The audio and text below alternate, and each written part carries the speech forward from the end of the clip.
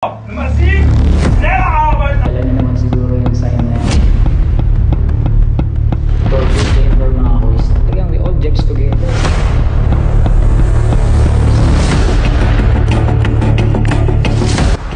Hey yo mga boys, nandito tayo ngayon sa isa sa pinakamadugo, pinakabrutal na base militar noong World War II na kilala sa pagbibigay ng matindihang suffering, torture, and death noong World War II. Mga boys, samahan nyo ako dito sa Fort Brindong. Dito yan sa City of Belgium.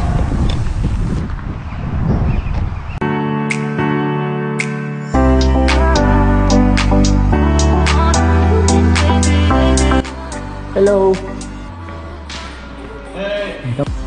Yeah. It's okay. No? Okay. Thank you, thank you. Filipino? Yeah, Filipino.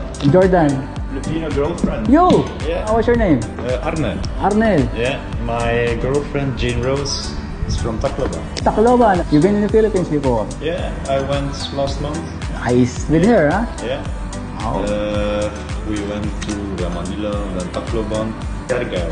Ah, yeah. Good. No, Siquijor. Siquijor, yeah. Good. Thank you, my friend. Ewan mga guys, nakalibre tayo ng entrance. Hindi na tayo pinagbayad. Kasi yung Jowa Belos daw niya, taga Pilipinas, no? Shout out sa'yo. So ito mga guys, ang entrance ng kanilang base. Yan, itinayo ito noong 1914 ng mga Belgian soldiers, ano, para idepensa ang Antwerp City laban sa mga Nazi soldier o sa mga German SS troops, no? At samahan nyo akong libutin ng lugar na ito gamit itong ating mobile tour guide. Yan, siya ang tutulong sa atin para intindihin kung anong masisilip natin dito sa loob. Kaya ayun mga kuys, huwag na natin patagalin. Let's go!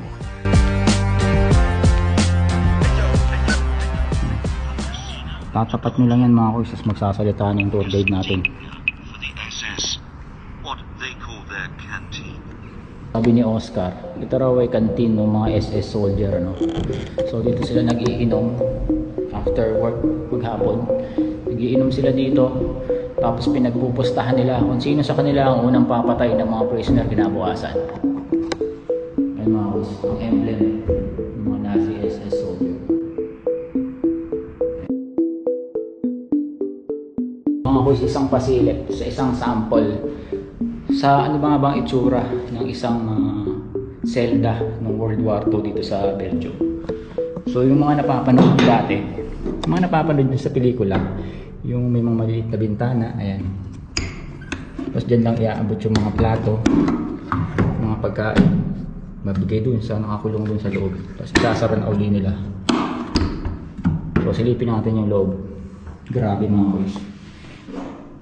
Yan lang yun. So, pag sinarado mo yung pintuan, ayan na, isang maliit na bench na higaan na rin.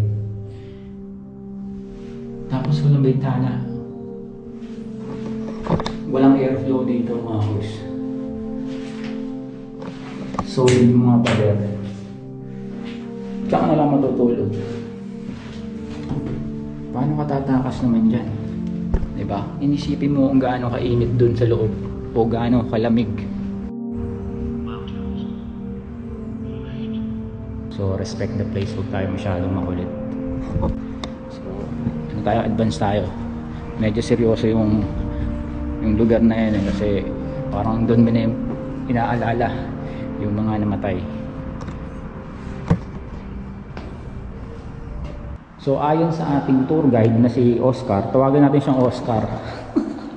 Ito daw ay yung kitchen. Nung araw, no, dito sila nagluluto, nagpe-prepare ng mga pagkain. Yan, sama-sama na yan. Ayan. Diba? May dala-dala siyang malaking kawali. Maaaring laman yan. Yung mga ano lang din, kung ano lang din mailuto ng mga panahon na yun.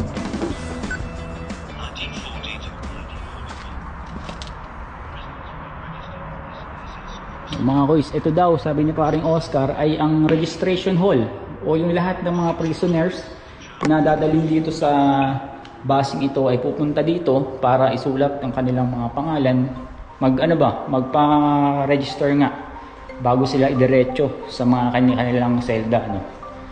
Nung araw daw kasi ito ay ginawa sa mga political prisoners, ano, yung mga sumasalungat sa gusto ng mga Germans, na kalaunan ay naging kulungan na rin ng mga ordinaryong tao. So naghalo-halo na talaga. Ayon kay paring Oscar, ito daw ang lugar na ito dati ay isang bakanting lote, no? Yan. Kung ano yung nakikita dyan. Ito yung pinatag ng mga prisoner, siguro para mas patibayan pa yung fort nila. Tapos habang nagtatrabaho sila dun mga kuys, 8 hours a day, gutom, uhaw, tapos sinisigawan ka pa, pinaparusahan ka pa ng mga sundalo, pinapalo ka ba nagtatrabaho ka. Isipin mo kung gaano kahirap yun. Torture mga kuys. Bawal ano yan, bawal daragin yan. Ay dyan. Hindi tayo masyadong makulit.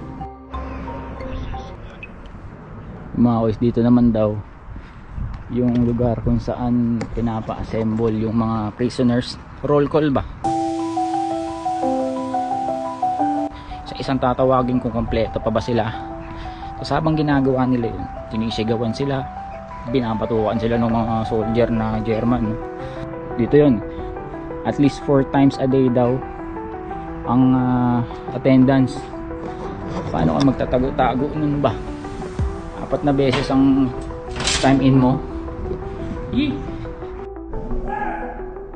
Mga kuys, ito yung hallway ng mga kwarto pa ng mga soldier, no.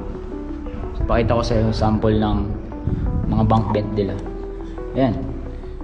So double deck, triple bed pala to, hanggang taas pala meron, na may kama na dayami yung laman, tapos matutulog ka na dyan. Ayokong umiga. May sumama sa akin.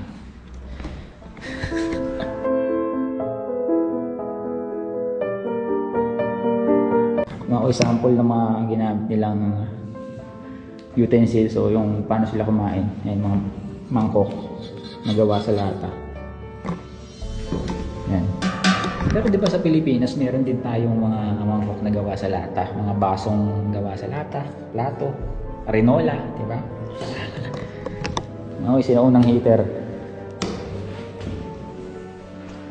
Ito na mga kuys, yung malupit. Sa tingin ko dito yung mga selda na mga lower class na prisoner nila. Kasi mas lumiit siya eh. Oh, tapos silipin natin yung isa. So ganun pa rin kamukha nung sinilip natin kanina, pero mas maliit to. Tapos ayan, may bakal yung taas. Tapos siguro 1 meter by 2 meters lang ang lapad. Tapos higaan, pinto. Wala ka nang ibang pwedeng gawin sa loob. Grabe. So ikaw ay prisoner number 19. Diyan ka mamupunta.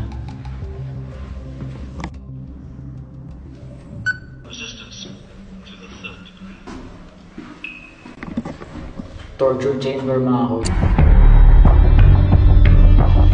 Dito pinapahirapan o pinapaamin yung mga prisoner na nahuli at pinaghihinala ang mga spy. Pasaway natin. Dito daw ginaganap ang pagpapahirap. So si Margaret, isang babae na nahuli at pinaghihinala ang spy, ay pinosas at sinabit ang kanyang mga kamay sa hook na yan. Tsaka siya hinila pataas. Tapos habang nakasabit siya, pinapalo siya at pinapasok nitong mga maiinit na bakal sa iba't ibang bahagi ng kanyang katawan. At pag hindi niya nakaya yung sakit at hinimatay na siya, gigisingin siya ng mga sundalo para lang pahirapan ulit. At ginagawa nila yun 4 na beses isang araw.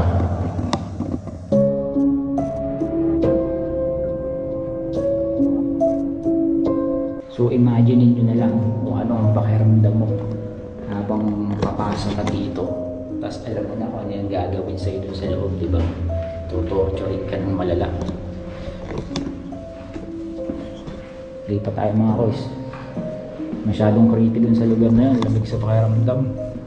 nakakadagdag sa kilabot ba ng mga dinanas nila dito dati. So sa mga corridor na to mga boys, hindi lang hirap o pagpapahirap yung dadanasin mo, no? Kasi makakadagdag pa sa suffering mo yung init, yung kakulangan sa hangin, yung amoy. Imagine nyo kung ano amoy dito sa libu-libong soldier o prisoners na ikinulong dito. So literal na yung paligid mismo, yung base mismo na to ang makakadagdag ng suffering mo bilang preso sa lugar na to. Mga guys, may nakita akong picture dito ng isang parasite. Lice, kumbaga. Mga kuto, yan, garapata. Noong palang World War II dito sa lugar na to, ay hindi lang mga German ang sumakop sa kanila, kundi pati mga parasites. So imagine niyo, ang hirap na ng buhay mo, tapos ang dami pang kumahagat-kagat sa'yo, diba? Ano pang hindi mo pwedeng maranasang hirap dito? Ladies and gentlemen, the common toilet.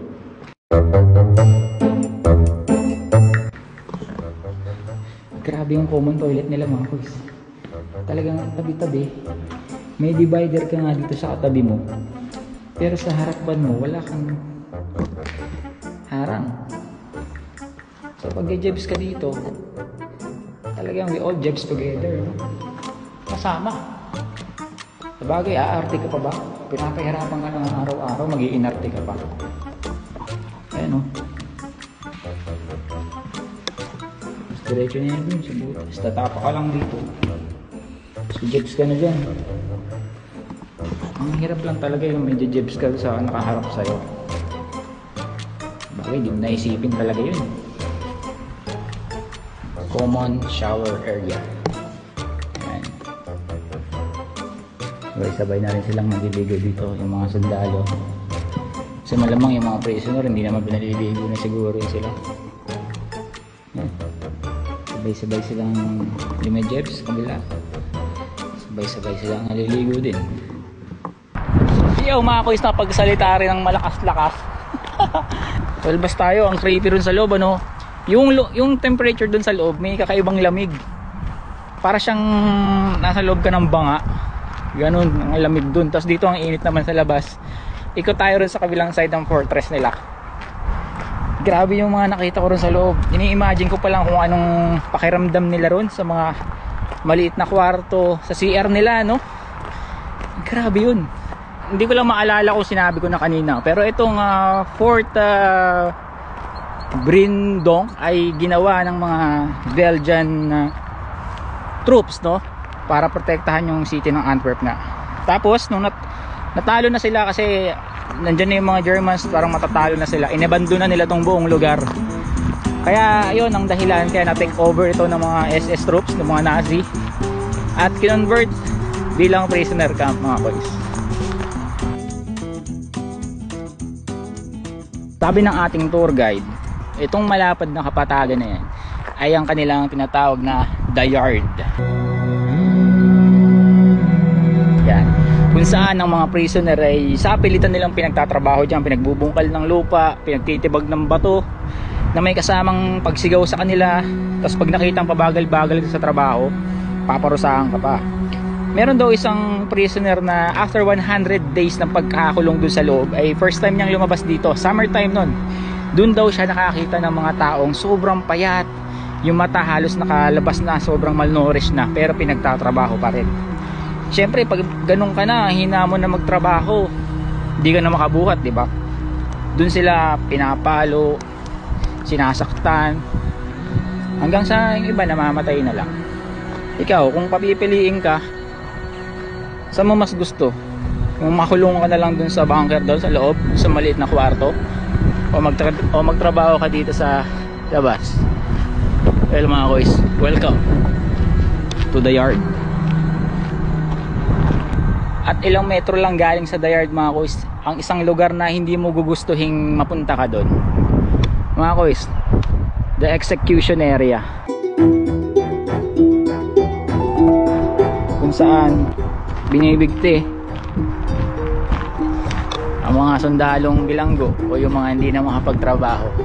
Hindi ko alam kung dito pa sila tumungtong dati o replica na lang to, pero kahoy siya na solid na may mga bumubukas na pintuan doon. So ang style niyan, tatayo ka dyan, yung prisoner tatayo dyan habang yung leeg niya nakasabit na ron sa mga tali, isa sa mga tali na yan. Sa isang order lang ng mga officer ng Germans, babagsak yung flip door na yan, mabibigti na siya. What a sight mga boys. Hindi man ito yung original siguro kasi ang tagal na nun eh, pero mismo sa kanto na yan, imagine niyo kung ilang tao ang namatay dyan. Ilan? Nandito nakalista lahat ng mga namatay dyan simula nung 1942 hanggang 1944. Lahat ng yan halo-halong edad, 35, 47, 28, may 18 pa akong nakita dito. Lahat sila namatay sa lugar na yun.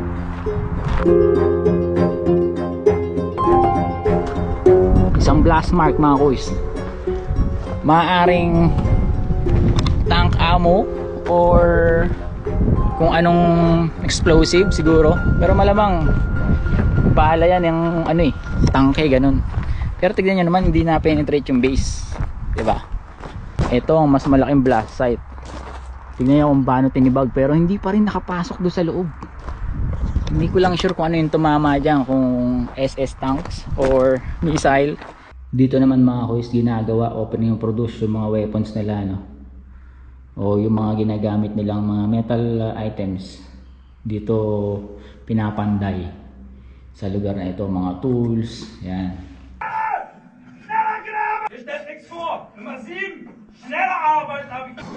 Yan, ganyan ang nangyayari. Habang nagtatrabaho sila, sinisigawan sila ng mga officer. Snell, Snell. Sabihin, bilisan nyo, bilisan nyo.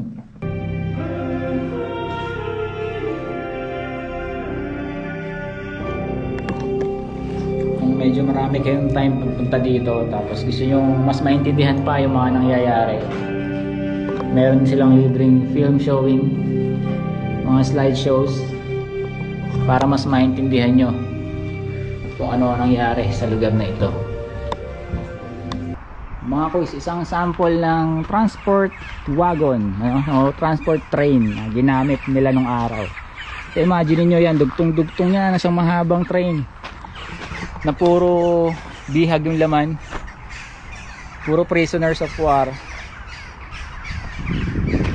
Ano kaya tumatakbo sa isip nila habang nakasakay sila dito sa loob? Pagbukas ng pintuan, makakarinig ka na ng nagsisigawang sundalo, minumura ka na, binabatukan ka na, pinapalo ka na.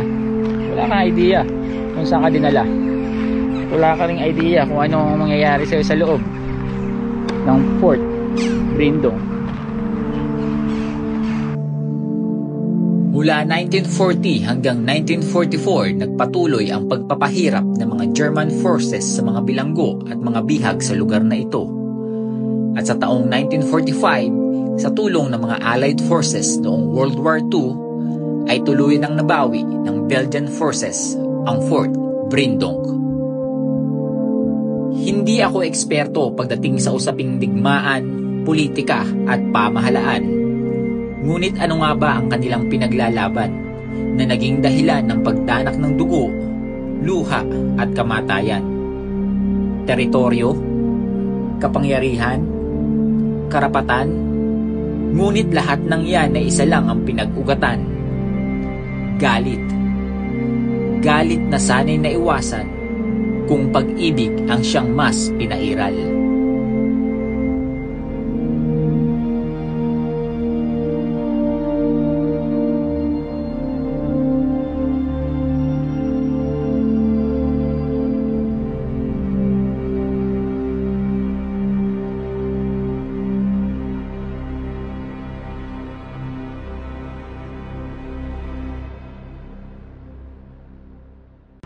Mga kuys, try natin tong souvenir coins. So 2 euro inside. Tapos pili ka kung alin gusto mo. Ito to. Ayun. Meron tayong souvenir. Nice.